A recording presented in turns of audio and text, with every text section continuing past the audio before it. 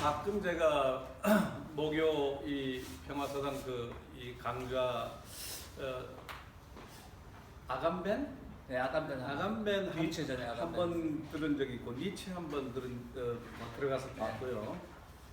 와인은 올라 그러니까 안 올라와가지고 네, 그 와인은 못 봤습니다만은 그 사진은 봤어요 제가. 이 와인 들고 뭐 이렇게 테이스팅 10불씩 받는다 그래서 나도 내 스케줄 맞으면 좀 예. 어차피 저는 오늘 이거 안 해도 제가 여기 오는 스케줄이기 때문에 차라리 와인을 한 잔 같이 하는 게 좋을 뻔했다 이런 생각도 좀 들었습니다. 끝나고 소주 하러 가시죠. 인디안들은 와인을 뭐라고 그러냐면은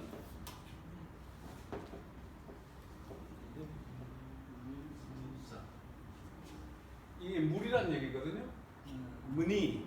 그 앞에 이게 뭐 민에다 해도 마찬가지고 민이라고 해도 마찬가지의 뜻은 이 자음 두 개가 의미를 결정하니까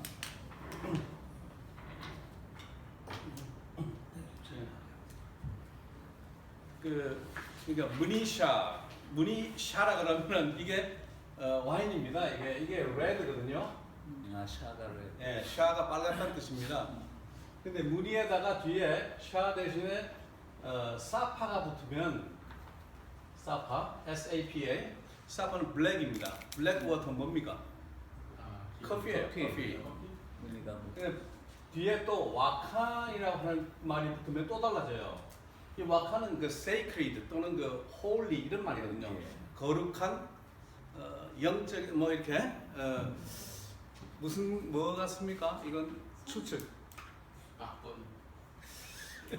응용력이 상당하신데 좀 더 셉니다 그거보다. 소주 그런. 위스키입니다 이게.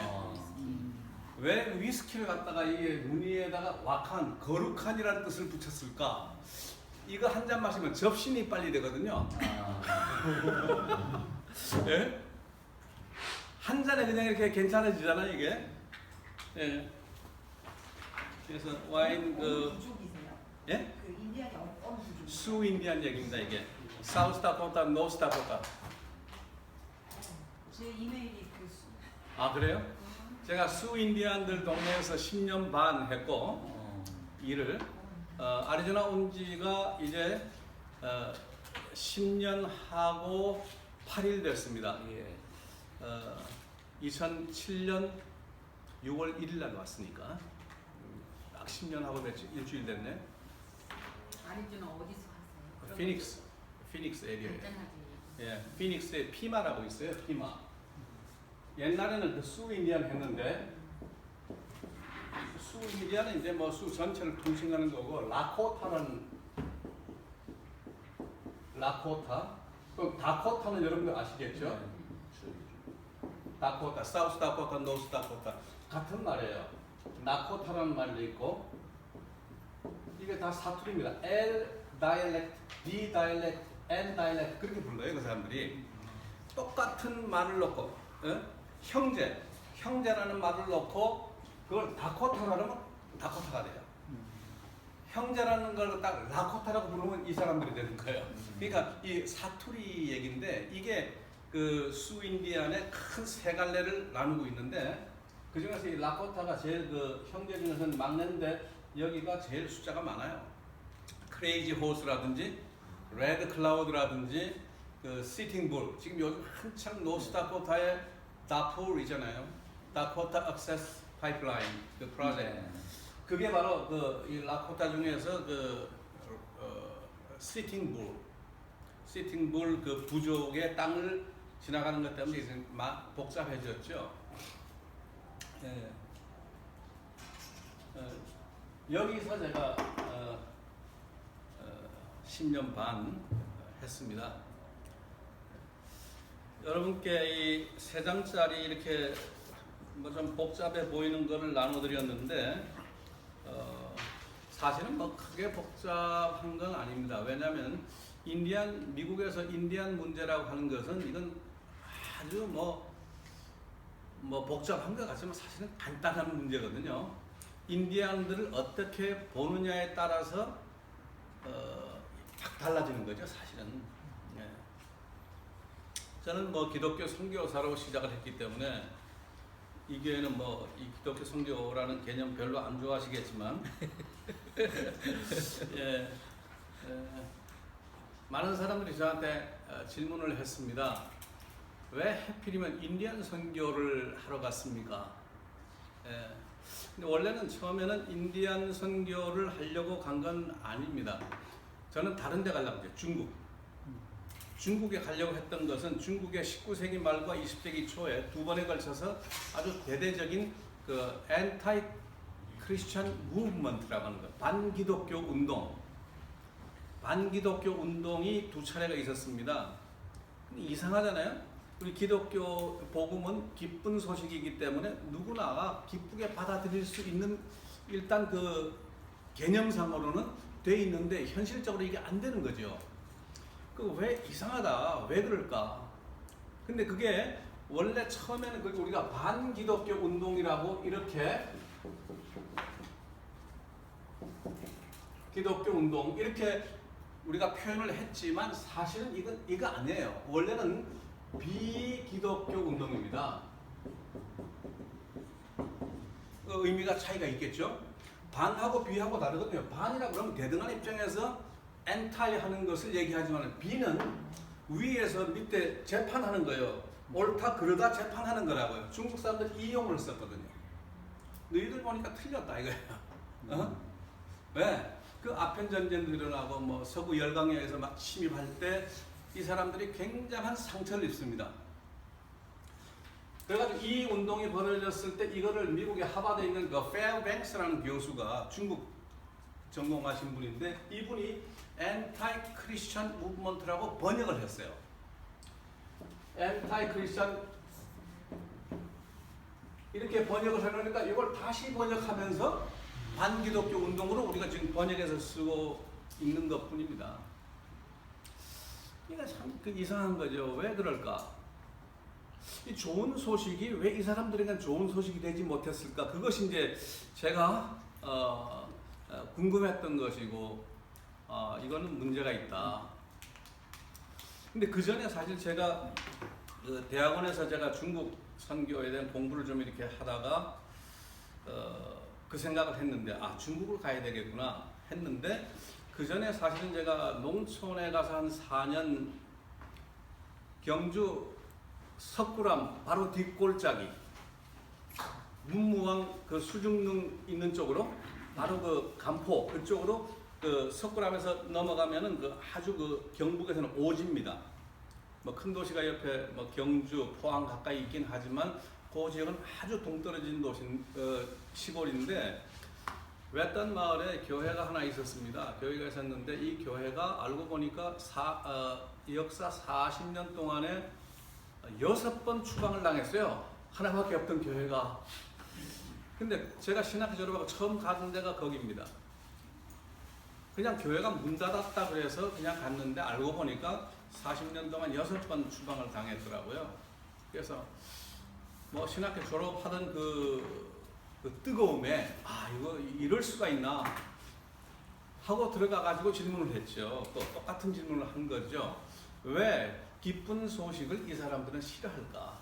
나중에 알고 보니까 이 교회가 잘못한 게 많은 거예요. 동네 사람들하고 아주 적대 관계를 의도적으로 적대 관계를 만들었던 겁니다. 그래가지고 싸우다가 결국 쫓겨난 거죠. 뭐 다른 거 없어요. 제가 처음 내려갈 때 그때가 1984년 12월 1일 처음 딱 갔는데 제가 이제 서울에서 내려온다는 소식을 듣고 이 마을 사람들이 회의를 했다고 그래요. 또 혼난다. 애써 문 닫게 하고 내쫓았는데 또 혼난다.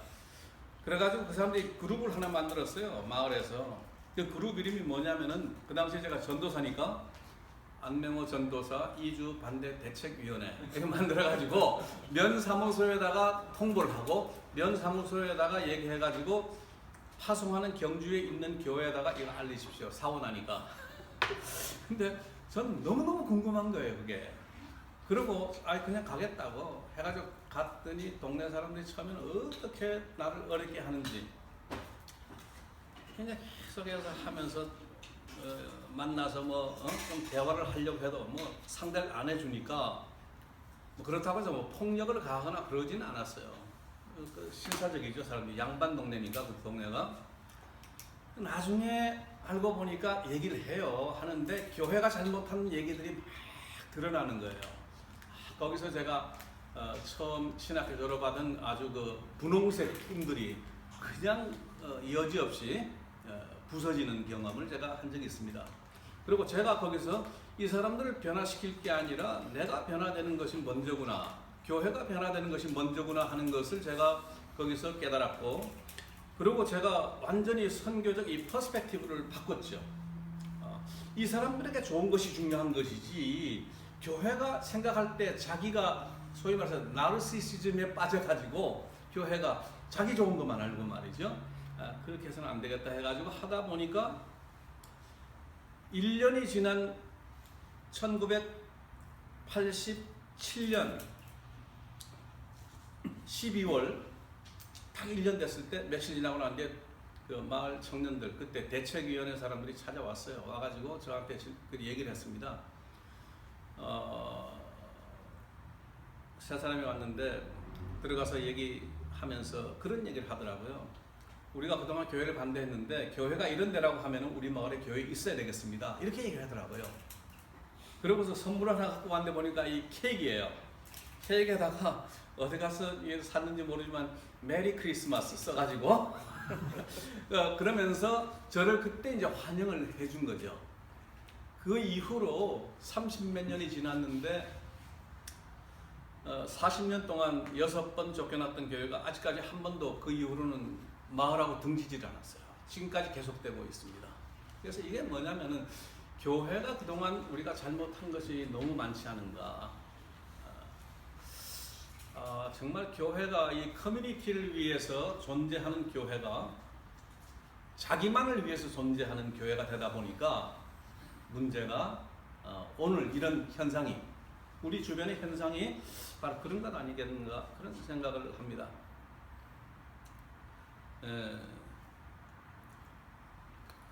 우리 인디안 문제와 관련해서 생각하면은 왜 미국의 인디안 역사가 이렇게 됐을까? 뒤에 여러분들 가시면요, 이 앞뒤 좀 왔다 갔다 하겠습니다만은 10번에 보면 인디안 시티즌십 액트라는 거 있죠. 10번에 1924년입니다. 그게 이게 무슨 얘기냐면 인디안이 시민이 된 그 해입니다. 그 전에도 인디안 시민이 있긴 있었어요. 1871년에 바로 위에 인디안 뭐가 있죠? 1887년 이게 제네럴 얼라트먼트 액트라는 게 뭐냐면 인디안 땅을 분할해가지고, 얼라트먼트가 할당하는 거죠. 할당, 분할해서 할당하는 건데, 커뮤니티, 이 인디안 트라이브별로, 부족별로 공동으로 땅을 소유하는데, 이때 법을 하나 만들어가지고 잘라가지고 개인 등기를 해주는 법을 만들었는데, 그때 나는 땅을 받겠다는 사람이 있었고 땅을 나는 못 받겠다. 그 사람들은 그냥 놔두고 받는 사람은 시민권을 줬어요. 이 당시에.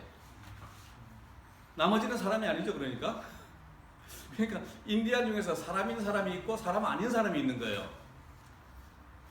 단적으로 얘기하면 어떤 문제가 발생하냐면은, 사람 아닌 사람은 죽여도 살인죄가 성립 안 되는 거죠. 그런 문제가 있는 거죠. 그런 문제가 계속해서 반복이 되어 왔어요. 역사에서. 사람이다 했을 때는 대등하게 대화를 했어요. 그러다가 어느 순간에 이거 사람이 아니지 않냐 하면은 그때부터는 무자비하게 이렇게 학살하고 이렇게 하는 것이 계속 반복이 됐다고요. 처음에 몰라서 그랬다 친다면은 나중에 알았으면 그 이후로는 안 그래야 되는데, 처음에는 사람이었어요. 처음에는 콜럼버스 왔을 때 처음은 사람이었다가 사람이 아니었다가 또 사람이었다가 아니었다가, 이거 얼마나 헷갈렸겠습니까? 인디안들이 수백 년 동안.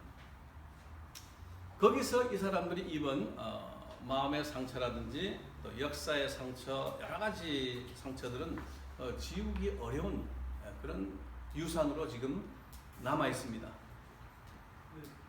네. 궁금한 게 지금 세리슨이라고 표현하셨잖아요. 네. 시민의 개념이니까 아니면 그냥 한 인간의 개념입니까? 미국 시민권, 네, 일단은 미국 법적인 시민권을 얘기합니다. 네, 시민권인데 아까 죽여도 된다고 말씀을 하셨는데 예. 그 이전에 시민이 아닌 사람들, 그러니까 여기서 이제 이 parliament act가 있고 나서 분배를 받은 사람들은 시민으로 인정을 하고 그렇지 않으면 시민이 아니었다고 그러면은 뭐 전혀 뭐 호적도 없고 뭐 아무 근거가 없는 거죠. 그 사람의 생명을 존중해야 될 법적인 근거가 없는 거예요. 백인들 입장에서 볼 때, 인디안들 입장에서는 전혀 그렇지가 않잖아요. 얼마나 고귀한 생명이라고 하는 것은 인디안들은 아주 처음부터 그걸 가지고 있었던 사람들인데, 이거를 결정을 전혀 다른 사람들이 와가지고 자기들의 이익에 따라서 결정했다는 것이 문제라고 하는 것을 지금 저 얘기하는 거예요. 그래서 제가 오늘 잠깐 뭐 길게 할 건 없을 것 같고요. 적당히 하고 한 1시간 정도 뒤에 여러분들 질문 있으면 그때 몰아서 질문을 하시면은 함께 얘기하도록 그렇게 하겠습니다. 중요한 것이 뭐냐면은 이 다분히 의도적이라고 하는 것이죠. 이게 백인들이 어떤 시각을 가지고 사람을 만났는가, 인디안들을 만났는가 하는 것이 상당히 그 자기 나름대로 의도적이었다고 하는 것이 이제 이 히스토리 속에서 나옵니다. 어떤 의도를 통해서 역사 속에서 이것이 작동해 왔는가 하는 것이 첫 번째 중요한 것이고요.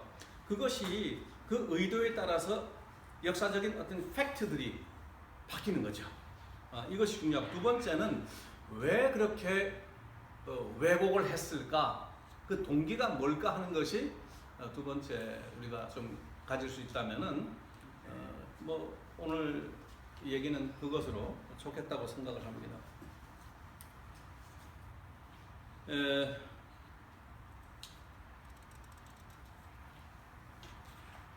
처음 콜럼버스가 왔던 해가 1492년이죠. 1492년인데 책 이름 중에 1491이라는 책이 있어요. 찰스 만이라고 하는 미국 아시는군요. 있고, 그 다음에 1493이라는 게 있어요. 상징 얘기죠. 이 콜럼버스가 왔던 해를 기준으로 before 콜럼버스라는 얘기고, 이건 after 콜럼버스라는 얘기입니다. before 콜럼버스 1491년의 책에서 보면은 왜 백인들이 이 땅을 점령하고 왜 무자비하게 접수를 했는가에 대한 얘기를 하는데 두 가지를 얘기를 해요.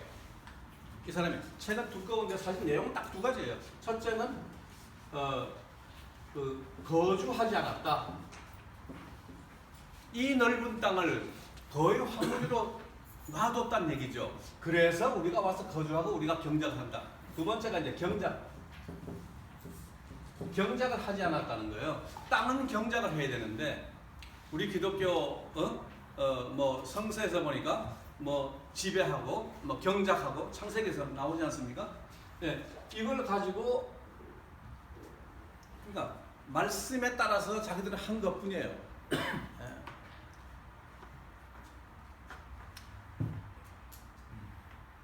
근데 그런 그 자기들의 가정이 그 이후에 막 허물어지죠.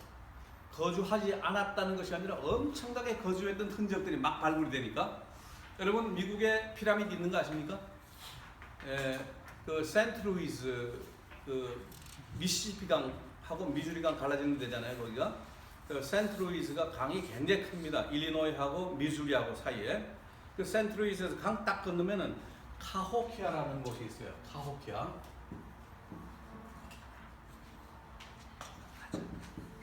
네, K 같은데 카호키아. 이 카호키아라는 말이 그 그레이트 마운드라는 말입니다. 흙으로 쌓아 올려서 만들었는데 그 크기가 피라미드 사이즈 정도 되는 게 여러 개가 있어요. 지금은 뭐 너무너무 그 뭐 훼손된 것도 많지만 아직도 큰 것이 여러 개 남아 있습니다. 지금 제가 그걸 보러 갔다가 한 15년 이상 전에 갔다가 혼났어요. 그 센트루이즈의 흑인 타운은 아주 무시무시하거든요. 미국에서 제일 무시무시한 흑인 타운 중에 그 센트루이즈, 요즘 사고 많이 나는 퍼거슨이라는 거, 그 가까운 데죠. 그 다음에 또 디트로이트 이너시티라는 데가 있어요. 거기도 또 아주 험한 데인데 디트로이트보다 여기가 더 험해요. 갔다가 겨우겨우 그냥 뭐 개수 넣을 수도 없어요. 전부 철망을 다 쳐가지고 거기 가보니까 수많은 사람들이 살았던 흔적, 그 마운드가 그렇게 있다고 하는 것은 우리가 뭐 역사적으로 그게 뭐 좋다 나쁘다 보다도 일단 사람들이 엄청난 사람들이 모여 있었고 그 중앙 집권적인 파워가 형성이 돼 있었다는 증거가 바로 거기에 나오거든요. 그러니까 거주하지 않았다고 하는 것은 말이 안 되는 겁니다. 경작하지 않았다고 하는 것도 이거 전혀 말이 되지 않습니다.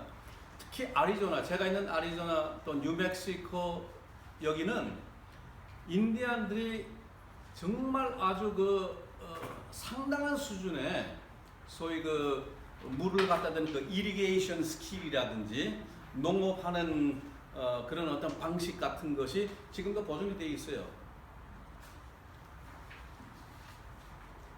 문제는 뭐냐면은 인디안들은 왜 이렇게 일방적으로 내몰리고 이렇게 됐냐 하는 것은 한 가지 이유예요.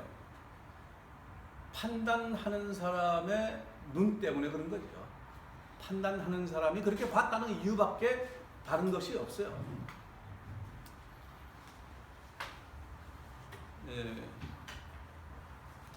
이제 컬럼버스가 왔을 때 컬럼버스는 그 당시에 캐리비안, 뭐 쿠바라든지 아이티라든지 이 지역에 처음 와가지고 인디안들을 만났는데 아라와키라고 하는 인디안, 그 상세한 스토리는 누굽니까? 하워드 진의 미국 민중사에 보면 앞부분에 아주 상세한 편이에요. 잘 나와 있으니까 그걸 참조해 주시면 좋고요. 처음에는 정말 이 사람들이 너무 천진난만하고 너무 순수하고 너무 좋은 사람들이라고 하는 표현을 계속해서 사용을 했어요. 이 컬럼버스가 보고할 때. 그러니까 그 당시 1492년 그 이후에 이 서인도 제도에서 오는 그런 여러 가지 소식들을 보면서 사람들은 세상에 패러다이스가 있다고 한다면은 아마 거기가 패러다이스가 아닐까, 그런 생각들이 그 당시에 유럽 쪽에 만연했습니다. 토마스 모어가 유토피아를 쓸 때 기본 자료는 바로 그거예요. 원주민들이 사는 세상이라면 아마 유토피아일 거다. 거기서 나왔다는 거죠. 컬럼버스가 왔다가 곧바로 돌아가죠. 돌아가가지고 이제 싸움이 붙었습니다. 스페인하고 스페인 이사벨라 여왕하고 그 남편 페르난도 왕이 이제 서포트를 했으니까 스페인에서 소유권을 주장을 하게 된 거죠. 그럼 문제가 생기잖아요. 왜냐하면은 그 전에 이미 교황청에서는 면허장을 준 것이 있거든요. 포르투갈에. 근데 사실은 포르투갈에 준 면허장은 아프리카 서안에 대한 권리였어요. 대서양이지만 대서양 중에서 가장 동쪽 아프리카에 붙은 그 지역. 왜냐하면 그 서쪽은 몰랐으니까, 있는지 없는지도 모를 때였기 때문에 전혀 문제가 되지 않았지만 발견하고 난 뒤 문제가 되잖아요, 지금 이게. 그래서 서로 포르투갈은 우리 거다, 스페인은 아니다, 우리 거다, 이렇게 싸움이 붙은 거죠. 그래가지고 이제 스페인에서 이사벨라 여왕이 교황청에다가 이거 우리 거 좀 도장 좀 찍어 주십시오. 그 당시에 교황이 바로 거기 나와 있는 팝 알렉산더 6세입니다. 이 알렉산더 6세가 결국 고심 끝에 스페인의 손을 들어줍니다. 왜 스페인의 손을 들어줬을까? 무지에 가까웠거든요, 이사벨라하고. 예, 이 사람 출신이 이태리가 아니고 발렌시아입니다. 발렌시아. 그 스페인의 일부 아닙니까? 예. 그래가지고 이제 복잡한 문제가 시작하게 됐는데 그 교황청에서 내린 회칙, 이 rules라고 하는 게 회칙입니다. 회칙은 교황청에서 낸 문서 중에서 그레이드가 있는데 가장 높은 게 뭐고 두 번째가 이게 아마 두 번째 아니면 세 번째일 것 같아요. 그러니까 굉장히 그 권위 있는 문서라는 거죠. 인터체테라, 뭐 라틴어 이건 뭐 그런 뜻이라고 하는 것 같아요. regarding other people, regarding others 뭐 이런 것 같아요. 다른 사람들에 대해서 뭐 이런 거기에 보면은 가장 중요한 지금까지 문제가 되고 있는 중요한 개념이 Doctrine of Discovery라고 하는 개념입니다. 그래서 거기 제가 써놨죠. 발견한 사람이 임자다. 그 얘기는 콜럼버스가 가서 발견했으니까 콜럼버스 거다 이렇게 얘기합니다. 거기에 보면은 뭐라고 하냐면 그 하나님의 이름으로 하나님의 영광을 위해서 선교적 이름으로 선교라는 말이 계속 나오죠. 그러면서 너희들은 가서 정복하고 그 사람들의 것을 빼앗고 필요할 경우에는 죽여도 괜찮고 모든 소유에 대한 것을 너희들에게 허락한다는 내용의 문서입니다. 이게 인터체테라고 하는 것이 무시무시한 내용을 가지고 있는 거죠. 예. 일단 한번 나왔다가 끝났으면 모르는데 이것이 계속 되어 왔으니까 이 다음에 영국이 이제 스페인한테 이겨가지고 영국이 패권을 쥐었을 때 이것 때문에 라고 얘기를 계속 하니까 예? 그 다음에 독립하고 난 뒤에 미국은 이 헌법에도 이 Doctrine of Discovery란 말이 나와요. 미국 헌법 해설집에 보면은 스페인에 주셨던 것, 하나님께서 스페인에 주셨던 것을 영국으로 옮기시고 우리가 싸워서 이겼으니까 이건 우리 거다. 지금 미국 땅에 대한 소유권 주장이 바로 Doctrine of Discovery에 근거하고 있다고 하는 얼마나 허구냐는 거죠. 참 이게 그래서 그 뒷페이지에 보면은요 맨 밑줄에 2009년 7월 17일 에피스코팔 처치 그 총회가 있었습니다. 이때 76회 총회였는데 애나하임 캘리포니아에서 있었어요. 그때 결정을 합니다. Repudiate the Doctrine of Discovery. 그거 말짱 헌일이다. 잘못된 거다. 아 대단하죠?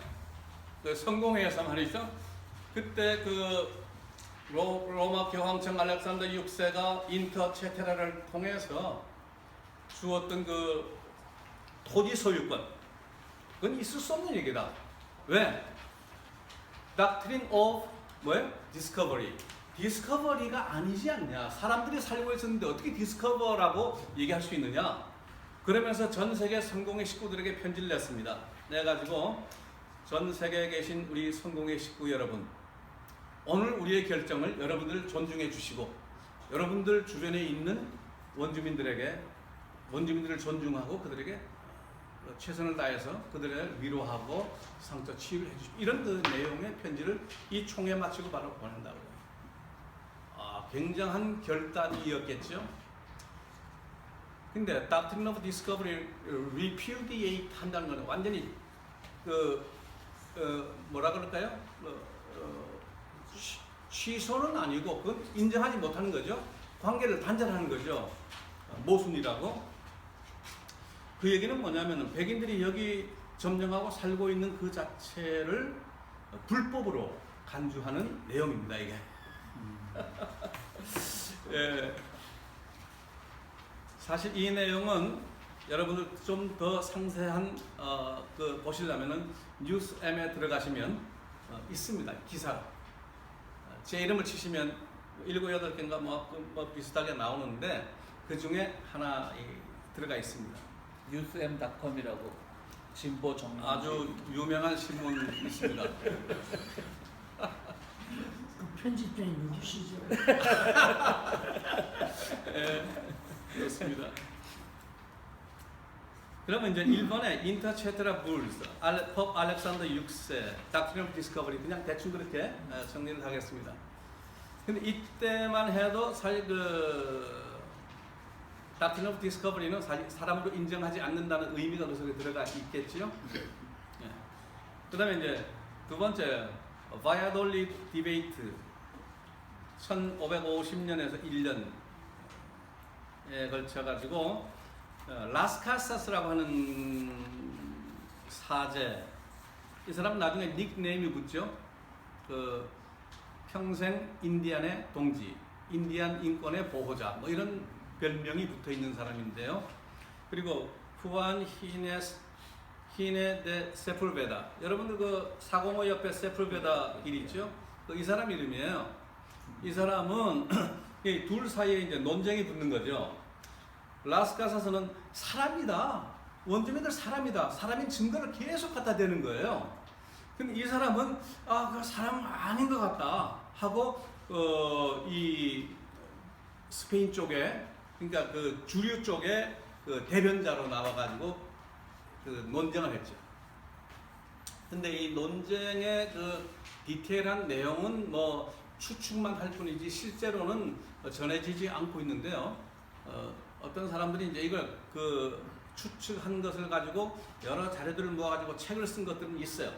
그 바야돌리드 논쟁이라고 하는 책이 있습니다. 한글로 번역돼 있어요. 예. 이 논쟁이 그거죠. 사람이다 아니다 가지고 싸우는 거예요 지금. 그러니까 인디안 입장에서 어떻게 했겠어요? 예? 그들 마음을 우리가 한번 생각해 보면요. 자, 그들은 가만히 있는데 오랜 역사를 통해서 우리는 뭐 수천 년 얘기를 하지만 그 사람들은 그 정도가 아니에요. 수십만 년이라고 그래요. 그 땅에서 산 게. 예. 근데 느닷없이 와가지고 사람들이 이거 사람이다, 한쪽에서도 아니다, 막 이러고 싸우고 있으니까, 예, 참 이런 역사적인 과정을 거쳐 왔다는 것을 제가 말씀드립니다. 그 다음에 시기적으로 붕 끼는데요. 1500년대에서 1800년대인데 그 사이에 이제 뭐가 있었냐면은 식민지 개척이 시작되죠. 1600년대, 1607년에 버지니아, 1620년에 필그림이 플리머스 락에 도착한 거죠. 13년 차이가 있습니다. 13년 차이라고 하는 것이 미국에 중요한 의미가 있어요. 먼저 왔다고 하는 거죠. 버지니아에. 그 버지니아가 미국 정치 1번지가 되는 그 이유입니다. 그리고 1620년도부터 시작된 필그림들의 뉴잉글랜드 지역하고 이제 계속해서 이제 뭐 지금 많은 사람들이 뭐 각축을 벌였다고 얘기하는데 그렇지는 않은 것 같아요. 처음에는 뭐 거의 미국의 정신을 리드했던 것이 버지니아라고 저는 생각을 합니다. 그걸 무엇에서 우리가 그 미루어 짐작할 수 있냐면은 일대 대통령부터 40년간 36년 동안 36년인가? 4년 빼고 전부 버지니아 대통령이에요.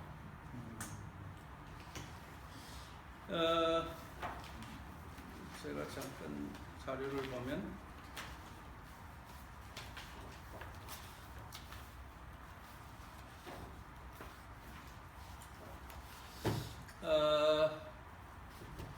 한 65년 정도까지 그 계산을 해보니까 요즘 뭐 스마트폰 많으니까 US President 딱 그 앱을 하나 찾으면 처음부터 쭉 나오거든요.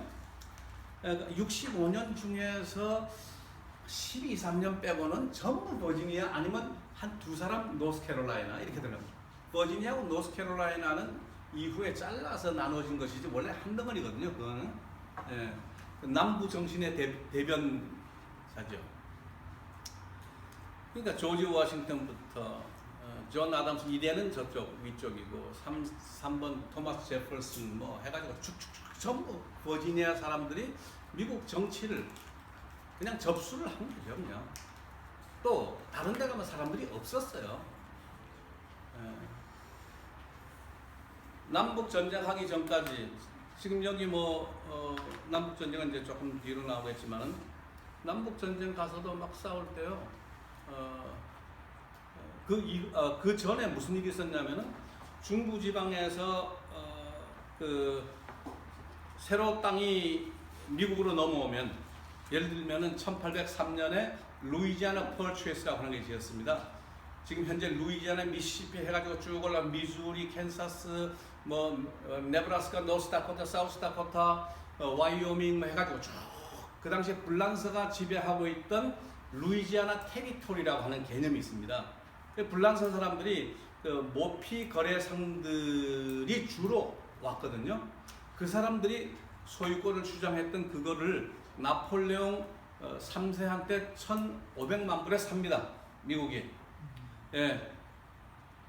그 들어오니까 나중에 이제 세월이 지나고 한 1840년대가 되면 무슨 일이 생기냐 하면은 스테이트로 이제 가입이 되는데 스테이트로 들어올 때 자유주가 될 거냐 노예주가 될 거냐 하는 문제가 굉장히 복잡한 문제였어요. 그 당시에. 또 1840년대에 텍사스가 들어오잖아요. 텍사스가 1845년에 들어오는데 tek사스가 왜 멕시코에서 떨어져 나왔냐면 자발적으로 떨어져 나왔거든요. 완전 자발적은 아니지만 왜 그러냐면 1824년인가 3년인가에 멕시코에서 반노예법을 의회에서 통과를 시켰다 봐요. 그러니까 텍사스의 그 넓은 땅에서 농사짓던 그 미국 사람들이 난리가 났잖아요. 노예를 쓸 수가 없게 되니까 우리 떨어져 나가다 한 거죠. 그러니까 전쟁이 막 갈등이 고조가 되고 하니까 저 사람들을 구하러 가자 해가지고 민병대들이 가는 거죠. 이제 전부 어디서 가냐면 버지니아에서 다 갔다 가요. 샘 휴스턴, 스티븐 어스틴 같은 사람. 그 사람들 시티가 지금 텍사스에 어스틴도 남아 있고 휴스턴도 남아 있고 지금 그런 거죠. 예. 이런 문제들이 생기거든요. 그래서 노예주로 할 거냐, 자유주로 할 거냐. 이런 문제가 막 복잡하게 생길 때 그걸 전부 앉아서 그 진두지휘를 하는 데가 어디냐면 바로 버지니아였다고 그 당시에.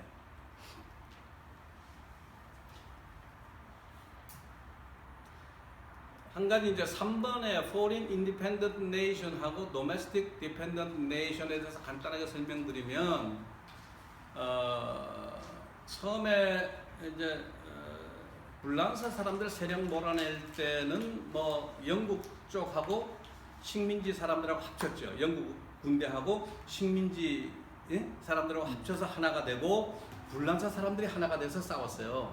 근데 인디안들이 대거 불란서 쪽에 가서 붙는다고요. 왜 그럴까? 영국 사람들은 미국에 올 때 주로 이민 그 성분이 가족들이 다 왔어요. 대부분 오고 또 인덴처 레이버라 해가지고 계약 노동자들이 있었습니다. 불량배들 뭐 이런 사람들. 이런 사람들하고 결합이 된 공동체거든요. 식민지가. 그러니까 땅이 많이 필요했던 거예요. 농사 지어야 되니까. 근데 불란서 사람들은 모피만 제대로 공급이 되고 그것만 하면은 괜찮았어요. 그러니까 장사꾼들만 온 거지. 이게 싸움이 안 되죠. 뭐 7년 전쟁이라고 우리가 얘기를 하는데 그 다른 이름으로는 French Indian War라고 얘기합니다.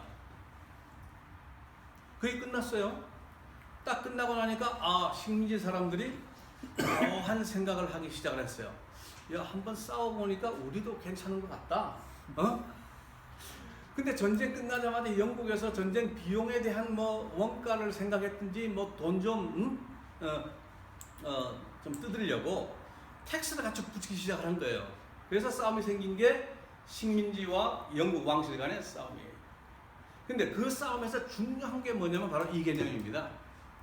Foreign Independent Nation으로 영국 쪽에서는 그렇게 생각했어요. 인디안을 주권 국가로 생각했다는 거죠. 인디안 각 부족을.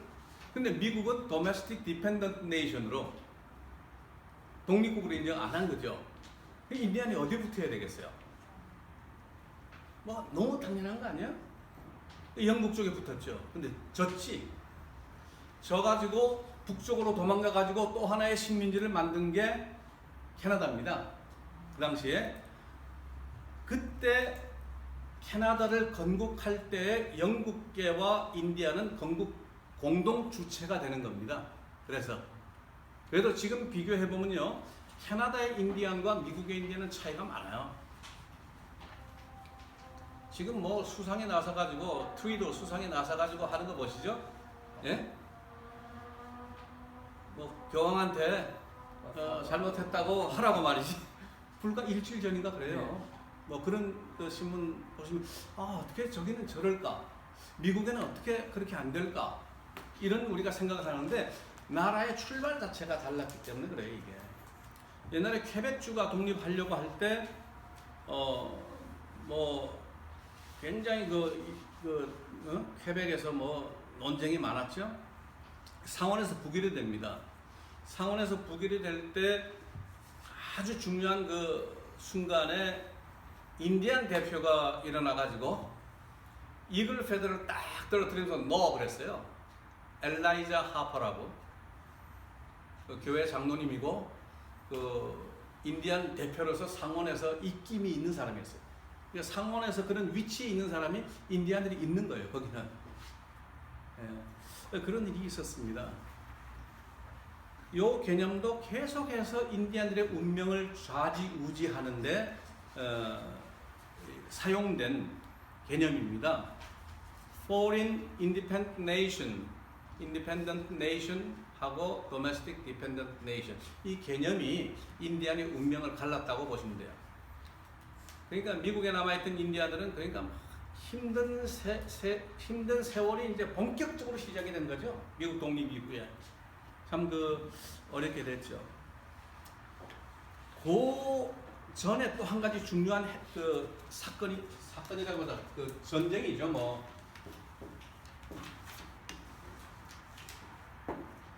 베이컨의 반란이라고 하나요? 리벨리언이라고 그렇게 보통 쓰는데 이게 독립전쟁 시작하기 딱 100년 전이에요.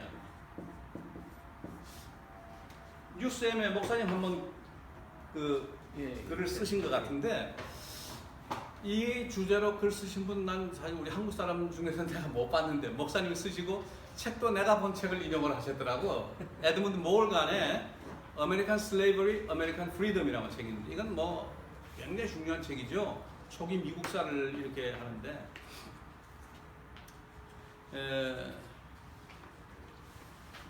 그건 예일대학 교수였던가요? 초기 역사에서는 뭐 아주 뭐 최고의 그 실력가죠. 여기 보면은 이 베이컨의 반란에 대해서 굉장히 많은 페이지를 할애하고 있어요. 뭐 반란의 동기는 사실은 이 베이컨은 사실은 거기서 기득권자는 아니었거든요. 늦게 왔기 때문에 양반 출신인데 늦게 와가지고 먼저 왔던 사람들이 다 점령을 하고 있으니까 서쪽으로 아팔라치아를 넘어서 가겠다고 자꾸 이제 하다가 싸움이 생긴 겁니다. 왜냐하면 영국과 식민지 정부에서는 아팔라치아를 넘어가게 되면 또 굉장한 에너지 소모가 필요한 전쟁이 계속돼야 되기 때문에 그걸 법으로 금지를 시켰어요. 아팔라치아는 넘어가지 마라. 이제 이 사람 그래도 우리는 땅이 필요하니까 왜? 농사꾼들 중심 사회였기 때문에 그럼 너희들 땅 내놔라 하면 되는데 안 내놓잖아요. 그래서 싸움이 생긴 거예요. 한때는 뭐 잘 돼가지고 거의 뭐 이기기 직전에 이 베이컨이 병사합니다. 죽어버렸어요. 그래서 그 이후에 쉽게 그 반란이 진정이 되긴 했지만 이 사건이 왜 중요하냐면은 이 사건 이후에 미국의 인종 정책이 구체화하기 시작한다는 것이죠. 소위 인종주의, 레이시즘이 그냥 심정적으로만 갖고 있던 것이 조직화되기 시작하는 소위 인종주의 제도화된 인종주의가 여기서 이제 결정적으로 이거 그대로 놔둬서는 안 되겠구나. 이게 근본적으로 우리가 따지면 클래스 컨플릭트거든요. 사실은 계층 갈등이거든요. 이게 있는 자와 없는 자 이거를 레이셜로 바꾸자. 에? 인종 간의 갈등으로 딱 둔갑을 시켜버리게 되면 그러면 쉬워진다는 거예요. 이 사람들이. 에? 이것이 바로 여기서 시작이 되는 거예요.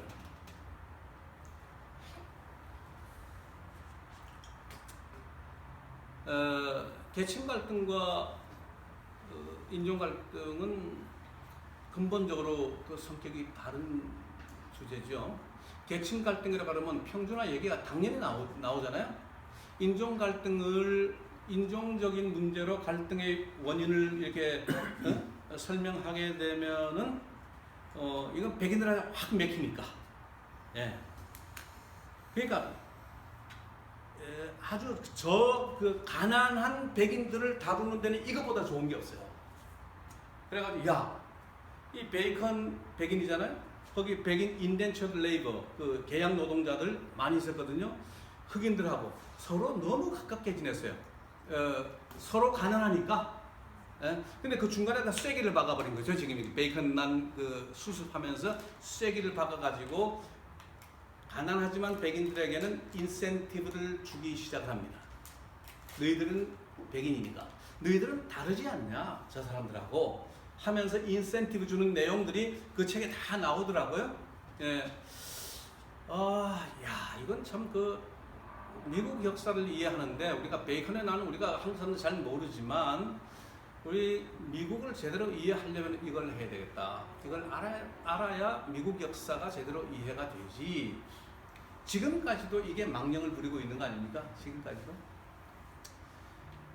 부시가 그 아들 부시가 대통령 되고 난 뒤에 책이 나온 게 있죠. 왜 그 웨스트 버지니아의 가난한 광부들은 부시를 찍었는가? 뭐 이런 책이 나온다고. 분명히 정책으로 보면 고를 찍었어야 되는데 이 부시를 찍거든요.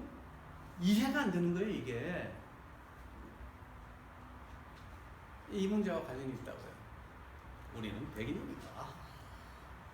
예? 캔사스가 처음에 미국에 편입될 때 캔사스는 자유주의였어요. 근데 보수화합니다. 계속해서. 근래 와서 캔사스 문제도 또 논문으로 나와요. 왜 캔사스에 무슨 일이 일어났는가? 뭐 이런 거, 그런 얘기가 나오거든요. 이게 다 이거 관련이 있어요. 그러니까 이 베이컨에 나는 내가 볼 때 여기 뭐 넘버링에는 내가 빠져 있지만 1676년에 베이컨에 나는 오늘 미국을 이해하는데 굉장히 중요한 사건이었다고 생각을 합니다. 그 다음 4번에 들어가면은 인디안 리무벌 액트라는 게 있어요. 1830년에 미국의 법을 제가 이제 그 다음에 계속 몇 가지를 쓰는데요. 미국을 이해하는 데는 히스토리를 이해하는 데는 그 당시에 제정됐던 법을 보면은 그 내용을 쉽게 알 수가 있습니다. 제가 생각할 때 어떤 사회나 어떤 그 시대를 컨트롤하는 그 상황을 컨트롤하는 어떤 그게 있어요. 모티브가 있어요. 모티브라 할까 아니면 칼처라고 해도 뭐 리딩 칼처 또는 뭐 룰링 칼처 뭐 이런 그 개념을 쓸 수 있는지 모르겠는데 미국은 그게 법 같아요. 미국은 법에서 이야기하면 그거 법에 대해서 이야기하는 이의를 제기하는 사람은 죽습니다. 미국에서는 엘고하고 부시하고 그렇게 싸우다가 대법원에서 땅땅땅 하니까 바로 그 자리에서 전화 들어가지고 congratulations 하고 해야 되는 거거든. 응? 하는 것이 잘하는 것이 아니라 안 하면 나쁜 놈이 되니까. 에일리언 쿠바 소년이 약 15년 6년 7년 전에 왔잖아요. 아버지 죽고 그래가지고 얘를 쿠바로 보내야 되느냐 아니면은 플로리다에 있는 삼촌들하고 살게 할 거냐 가지고 거의 미국의 국론이 한 6개월 만에 양분돼 있었어요. 이민법정에서 가라 하고 딱 하니까 논쟁 끝. 얘기 안 합니다. 미국에서는 법원에서 결정한 것에 대해서 얘기 안 합니다. 미국은 법이 철저하게 컨트롤하는 나라이기 때문에 그래서 어느 시대에 무슨 법이 제정됐다 하는 거 보면 그 배경을 그 시대적 상황을 우리가 쉽게 알 수가 있는 거죠. 그러니까 4번은 인디안 리무벌 액트, 인디안 추방령이라고 우리가 번역을 하죠. 추방법, 인디안 추방법. 그냥 이렇게만 써놓으면 여러분들 무슨 얘기인지 잘 모르시겠죠? 내용은 이겁니다. 인디아는 미시시피강 동쪽에 살 수 없다예요. 예? 하루아침에 그냥 왜 그렇게 됐을까요? 뭐 뻔하죠. 처음에 백인이 소수였을 때는 인디안의 도움을 받고 살았어요. 뭐 뉴잉글랜드 마찬가지죠. 버지니아에서도 마찬가지였어요. 물론 갈등이 있긴 있었지만 그래도 땅이 뭐 여유가 있는 상태에서는 함께 살아갈 수가 있는데 점점 많아지니까 유럽에서 점점 많이 들어오니까 점점 서쪽으로 밀어야 되는데 뭐 적당한 뭐 구실, 그래가지고 추방하기 전에 하나를 더 만들어요. 먼저 미시시피강 주변으로 해가지고 블랑스에서 샀던 땅 아까 얘기했죠. 루이지아나 테리토리. 루이지아나 테리토리. 거기다가 엄청난 그 지금으로 따지면 오클라호마, 바로 위에 캔사스, 네브라스카, 사우스다코타의 절반, 콜로라도 3분의 1, 와이오밍 3분의 1 정도의 엄청난 땅이에요. 거기다 이름을 붙입니다. Eternal Indian Territory. Eternal Indian Territory라고 이름을 붙였어요. 거기로 가라. 절대로 이제는 경계선 넘지 않는다. 약속을 했어요. 그리고 이제 막 쫓아냈죠. 끝까지 저항하다가 나온 그 부족 중에 체로키라는 부족, 여러분들 뭐 체로키는 자동차 이름도 있으니까 잘 아시죠? 이 체로키 1837년에 그 마지막 그 출발을 합니다. 그때도 부족 간에서 내분이 생겼어요. 가지 말자, 목숨 걸고 우리가 싸우자 했던 사람들이 있었고, 또 절반 정도는 우리는 가자 해가지고 이제 오는데, 그때 오면서 4명 중에 1명이 죽었다고 해요. 그 길을 Trail of Tears라고 부릅니다. 오면서 10월 달에 출발을 했으니까 추우니까 뭐 영양 부족에 병 걸리죠. 뭐 죽잖아요. 그 죽으면은 제대로 뭐 땅을 파고 장례를 지내야 되는데 장례를 지낼 수가 없는 거예요. 갈 길이 바쁜 이유도 있겠지만 땅을 팔 도구도 마땅치도 않고 힘도 없고, 그래서 대충 뭐 거저대기 덮어두고 노래 하나 부르고 이제 떠났어요. 그때 불렀던 노래가 뭔지 아십니까? Amazing Grace. Amazing Grace의 그 멜로디가 이 체로키에서 나왔다고 그러죠. 예? 그래서 체로키 Amazing Grace 그러면 그 당시에는 체로키의 국가였어요. 예. 그거 불러주고 떠났어요. 아주 유명한 그 리무벌, 인디안 리무벌 액트와 관련해서 유명한 얘기죠. 또한 근데요, 지금 우리 뭐 이건 여기 없는 얘기지만 지금 인디안 성교는 뭐 엉망입니다. 지금 아주 바닥이에요. 나중에 13번에 가면 그 바닥인 이유가 이제 노골적으로 나오게 될 텐데, 아주 형편없어요. 진짜 형편없는데, 인디안 지금 우리 기독교 선교 쪽에서는 뭔가 큰 착각을 하고 있는 것이 한 가지가 있습니다. 그게 뭐냐면은 인디안을 미전도 종족으로 분류하고 있어요. 저는 그거 이의를 제기했죠. 뉴스엠 기사에 보면 오전도 종족이라고 제가 이름을 바꿔 불러야 된다고 얘기했죠.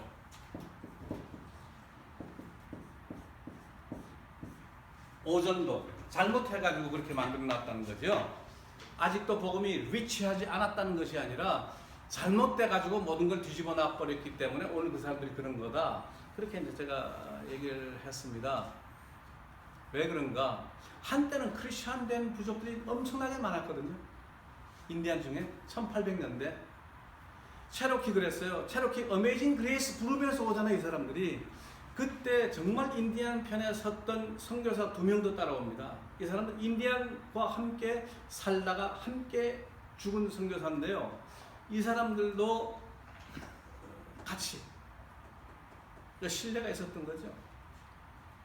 거의 난크리스천들은 남아 있었죠. 남아 있었고 거의 뭐 크리스천 된 사람들이 가자. 뭐 하나님께서 인도하실 거다. 그래서 지금 그 오클라호마에 보면은 원래는 이터널 인디안 테리토리가 그렇게 컸는데 잘라서 독립하고 잘라서 스테이트 되고 하다가 나중에 마지막에 쫙 캔사스하고 오클라호마를 자를 대고 자르다 보니까 팬핸들이 서쪽에 생긴 거죠. 지금 그 오클라호마라는 이름으로 지금 남아 있는 겁니다. 오클라호마는 인디안 땅이라는 뜻입니다. 인디안 그 지역에 사는 인디안 말로 척토라는 인디안.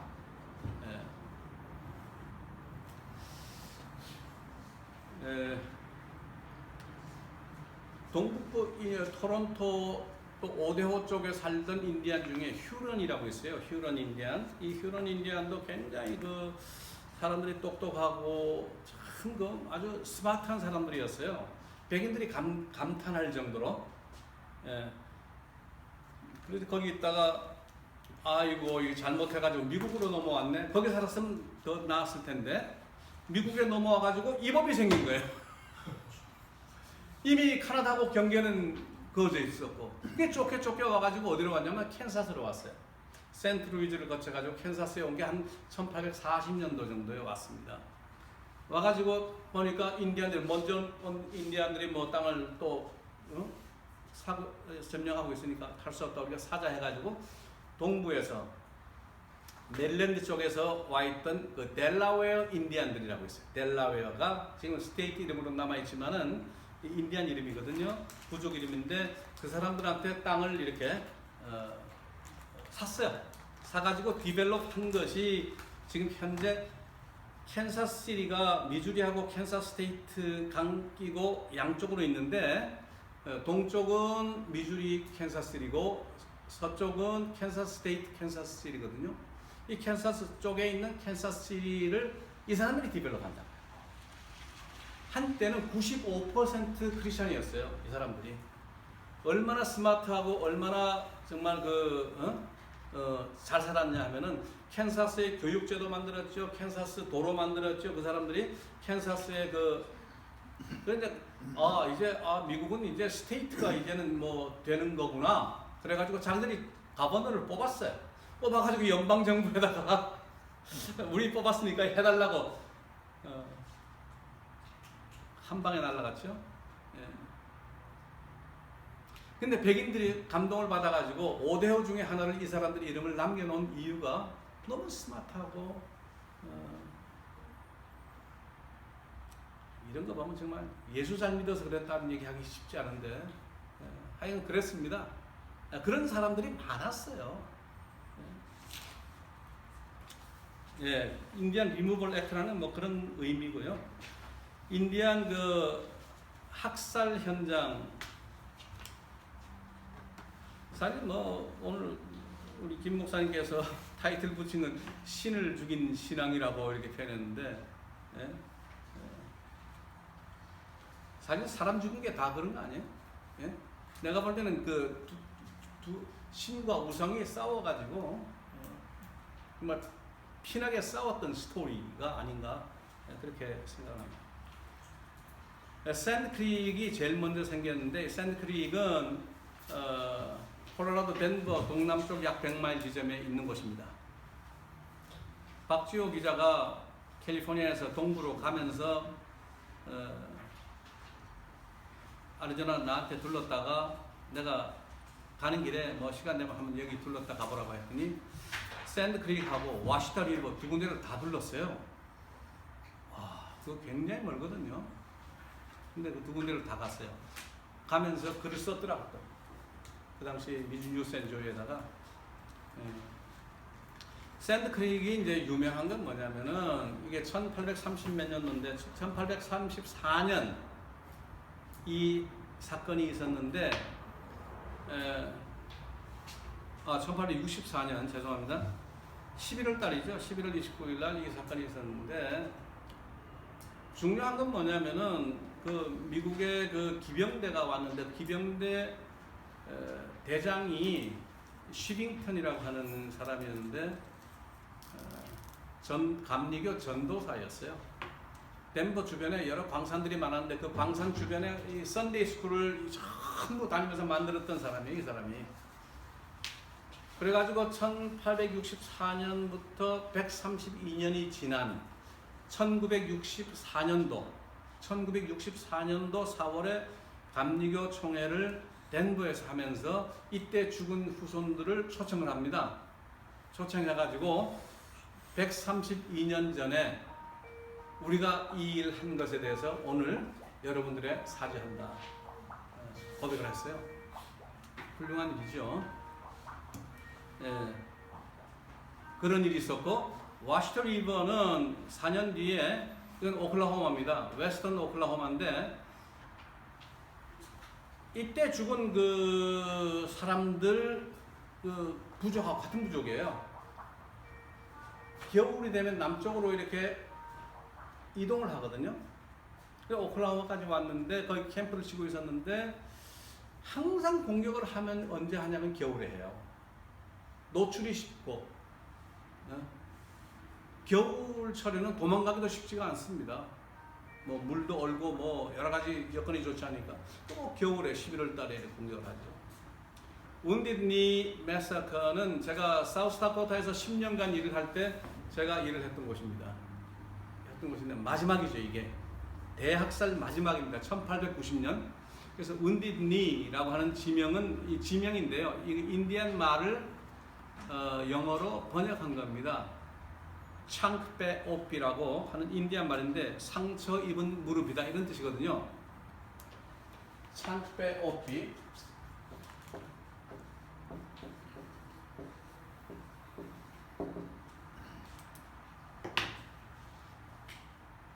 우리 이제 미국에서 인디안 역사를 얘기할 때 1890년 12월 말이 인디안 항쟁의 마지막이라고 얘기합니다. 이것 때문에 그렇습니다.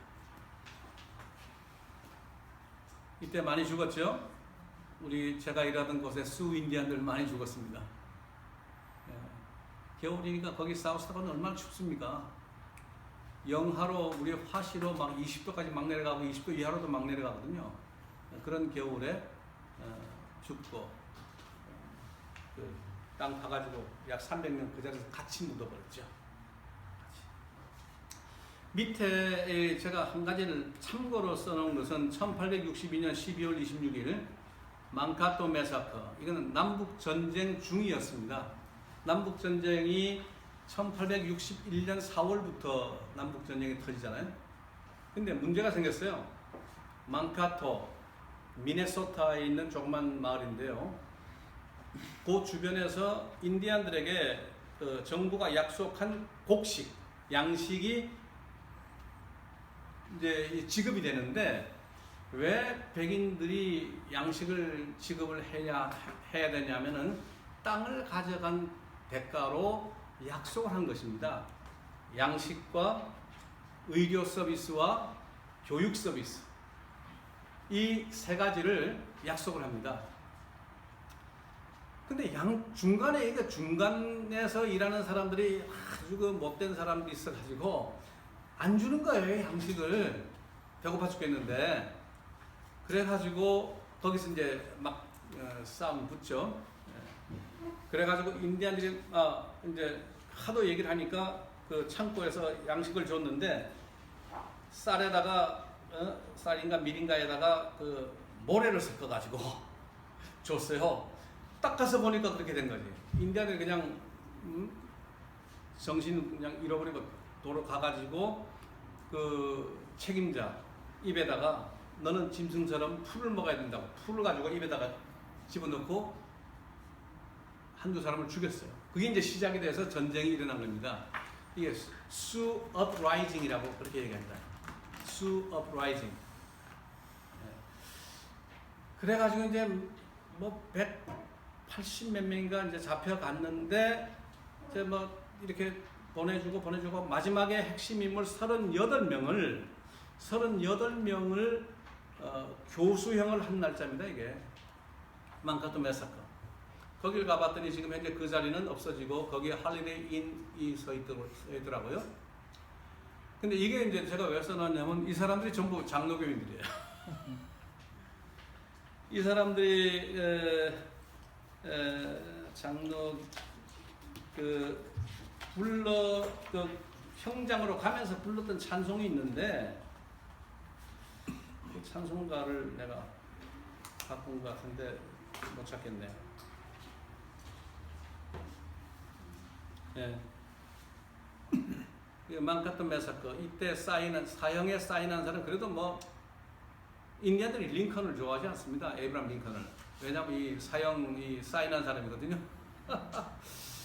그러고 일주일 후에 1863년 1월 1일 날 노예 해방령 사인을 합니다. 인디언들 그 기분이 어땠겠어요?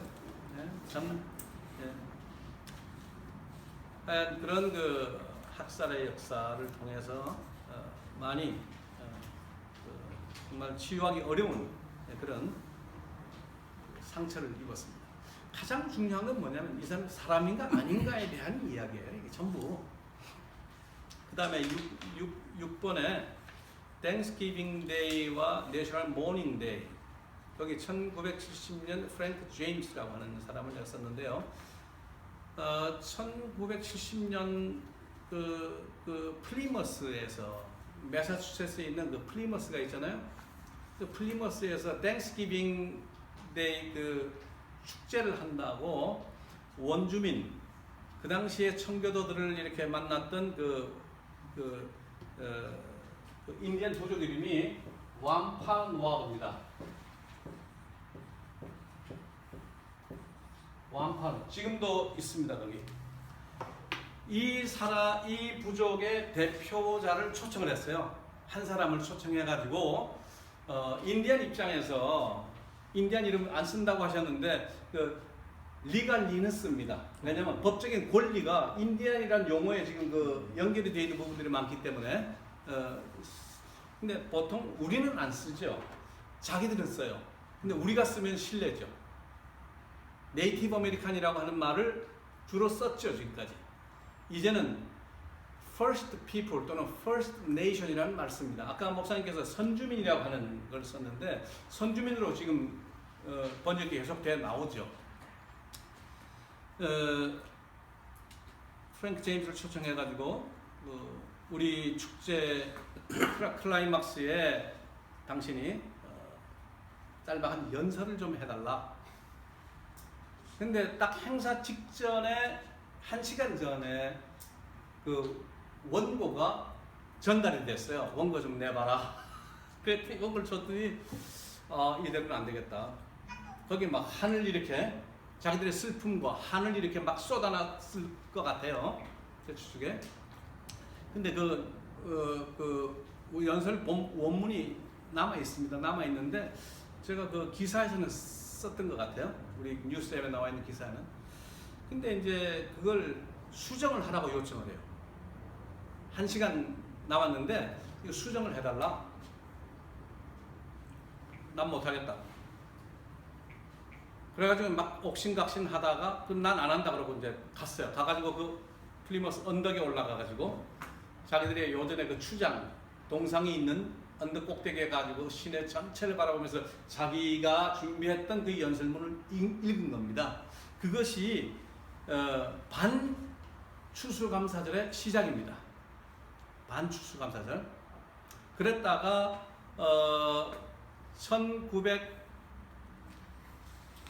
1997년인가 8년인가 21세기 들어오기 뭐 2, 3년 전에 집단 행동에 들어가기 시작했어요. 땡스기빙 데이에 처음 할 때는 이제 며칠 전이지. 데모를 한 거예요. 땡스기빙 데이 반대. 이름 바꾸자. 땡스기빙 데이 그 모욕이다. 우리에게. 처음에 땡스기빙 이렇지 않았다. 얼마나 우리를 존중했고 그 사람들이 그리고 정말 우리도 진심을 다해서 그 행사를 위해서 도왔고 뭐 인디안들이 먹을 거 많이 갖고 왔던 거 그거 다 기록에 남아 있잖아요. 그렇게 했는데 지금 이거 뭐냐? 우리를 다 내쫓고 그래가지고 데모를 하기 시작을 했는데 그날 약 200명 이상이 잡혀갔어요. 폴리스에 잡혀가지고 재판을 했는데 참 괜찮은 재판관들도 있어요. 보면 인디안 쪽을 지지하면서 재판장이 시티에다가 플리머스 시티에다가 13만 5천 불을 배상을 하라고 그랬어요. 왜? 이 행사를 매년 할 수 있도록. 예? 그래가지고 이 사람들이 땡스기빙 데이 잘못됐다 이거는 이름을 바꿔야 된다. 역사를 모욕하지 말라 해가지고 바꾸자 한 것이 우리 전 국민 통곡의 날로 바꾸자는 거예요 지금 이게. 내셔널 모닝 데이로 바꾸자고 이렇게 이제 그 시위를 하는데요. 그 이래로 땡스기빙 데이 낮 12시만 되면은 플리머스에서 데모합니다. 이 사람들이. 거기 사진 찍힌 거 보면 꼭 일본 스님이 한 분이 들어가 있어요. 그분은 인디안 무슨 그 데모하거나 뭐 이 레지스트 하는데 보면은 그 사람 얼굴이 계속 들어가 있더라고. 아마 우리 한국 그 무슨 원불교 사람인지. 예, 여자예요, 여자. 예, 제너럴 얼라트먼트 액트는 이건 뭐 이 인디안들을 이렇게 핸들링하기가 너무 힘드니까 이유를 찾아봤더니 공동으로 땅을 소유하고 있다 보니까 한 사람이 오케이 해도 이승 반대하면 안 되는 거거든요. 잘라가지고 개인별 등기를 하자.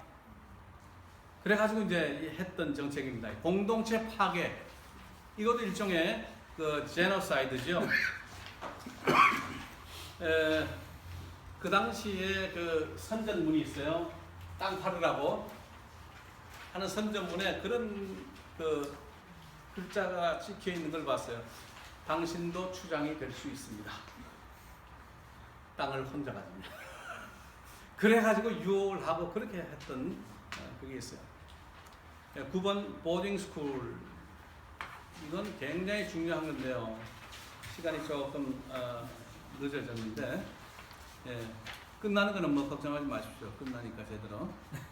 보딩 스쿨은요 인디안들을 교육을 시킨다는 건데 그냥 표면적으로 보면 교육시킨다는 건데 굉장히 의도적인 교육이었어요. 미국의 인종 정책이 첫 번째가 멜팅 팟이었죠. 그 장태환 교수 그 책을 보면은 그런 그 정리를 했던 게 있더라고요.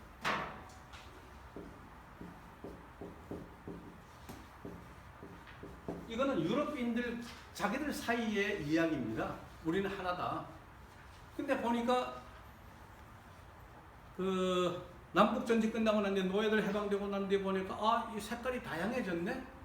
보니까 우리 하나다 했는데 하나 아닌 사람들이 자꾸 발견이 되는 거예요. 흑인들하고 인디안 때문에. 그래서 생긴 그 정책에 어시밀레이션, 동화 정책. 그럼 뭐 우리하고 똑같은 백인으로 만들면 되지. 색깔은 좀 다를지 모르지만 우리 같은 사람으로 만들자. 그래가지고 교육 목표를 4가지를 둬요. 아카데믹 에듀케이션. 첫째, 그 우리가 가지고 있는 지식 다는 못하겠지만 그 중에 일부를 이 사람들에게 가르치자. 그 다음에 두 번째 생각이 안 나는데 세 번째가 중요한 게 있어요. 기독교 교육을 시키자.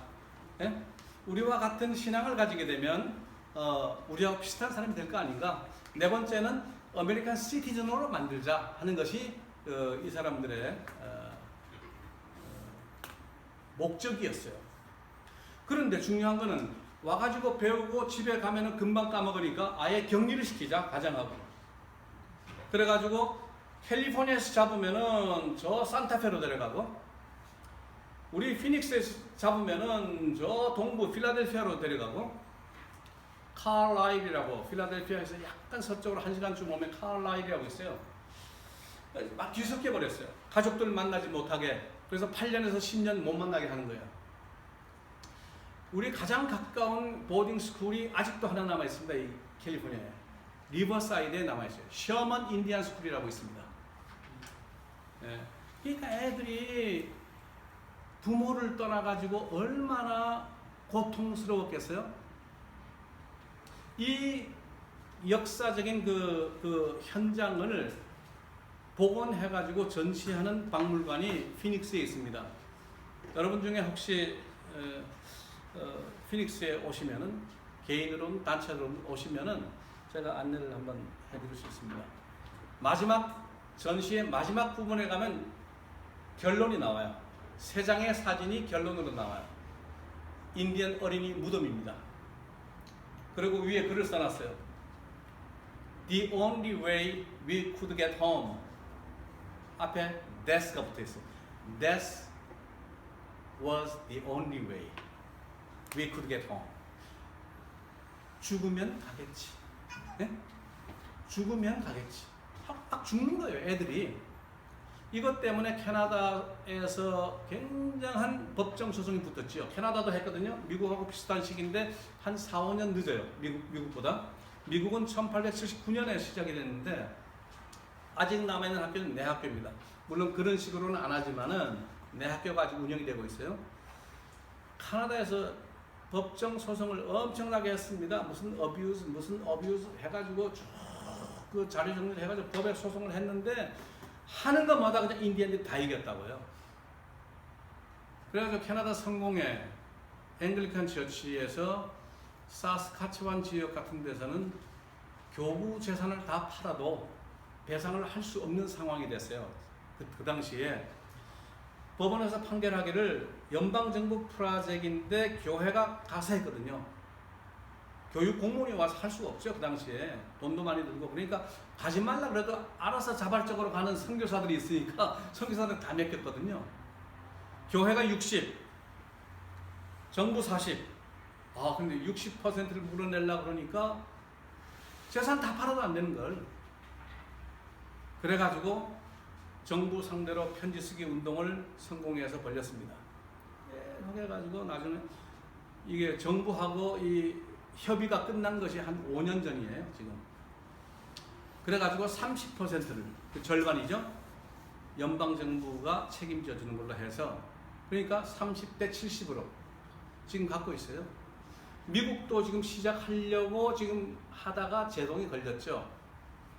부시 때 제동이 걸렸고, 오바마 때는 인디안 문제와 관련해가지고 다른 문제를 신경을 많이 써주고, 정말 우대를 하다 보니까 인디언들이 참았고 또 나올지 모르죠. 언젠가는 나오죠. 이게 나오죠. 보딩 스쿨은 그런 의미에서 그 다음에 나온 것이 플루럴리즘 시대죠. 그 다음에 인터널 컬로나이제이션이라고 얘기하더라고요.